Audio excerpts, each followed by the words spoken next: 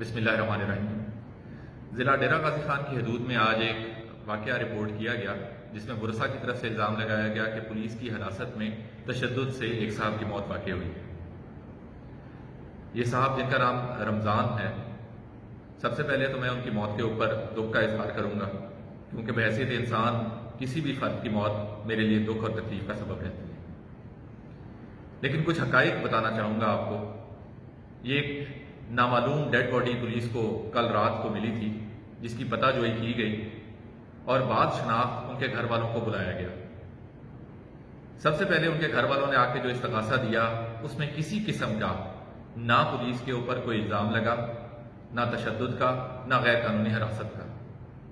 اس استغاثے پہ پولیس نے legally proceed کیا، اور جب ڈیڈ باڈی کو پوسٹ مارٹم کے لیے لے کے جایا جا رہا تھا، اس دوران روڈ بلاک کر کے کہا گیا کہ ہم نیا استغاثہ دینا چاہتے ہیں۔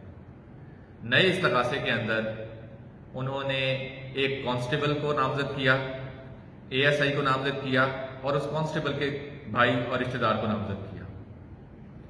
اس کے اوپر بھی پولیس نے کہا کہ ہمیں قطعاً کوئی اعتراض نہیں ہے، اگر آپ کو کسی کے اوپر شک ہے تو پروسیڈ کرے گی پولیس لیگلی۔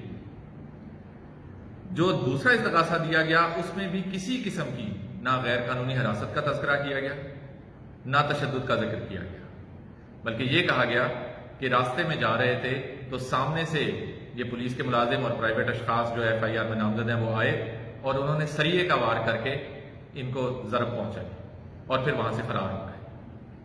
اس پر بھی پولیس نے پروسیڈ کیا ہے، پوسٹ مارٹم کروایا جا رہا ہے۔ جو حقائق آئیں گے ان کو سامنے رکھتے ہوئے میرٹ پر مقدمے کو یکسو کیا جائے گا۔ یہاں ایک اور چیز بھی میں آپ کے گوش گزار کرنا چاہوں گا، جو کہ بعض چینل پہ رپورٹ کی جا رہی ہے کہ یہ پچھلے 24 گھنٹے سے حراست میں تھے یا غائب تھے۔ جو متوفی ہیں ان کا موبائل فون ہمارے پاس ہے، اس کا انالیسس کیا گیا ہے۔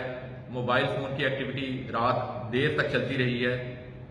ان تمام شواہد کو بھی مد نظر رکھا جائے گا میرٹ کے اوپر مقدمے کو یکسو کرتے ہوئے۔ میں بحیثیت ضلع ڈیرہ غازی خان پولیس کے کمانڈر تمام شہریوں سے اپنے اس کمٹمنٹ کا برملا اظہار کرنا چاہوں گا کہ مجھے حکومت پنجاب اور IG صاحب نے میرٹ کو اپہولڈ کرنے کے لیے بھیجا ہے۔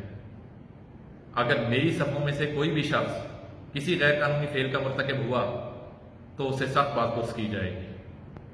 لیکن میں یہاں پہ اس بات کا بھی اظہار کرنا چاہوں گا کہ حقائق کو توڑ مروڑ کے جو مین سچائی ہے اس سے منحرف ہو کے اداروں کی بنیادوں کو کمزور کر کے کوئی اچھی فعل نہیں ہوگا۔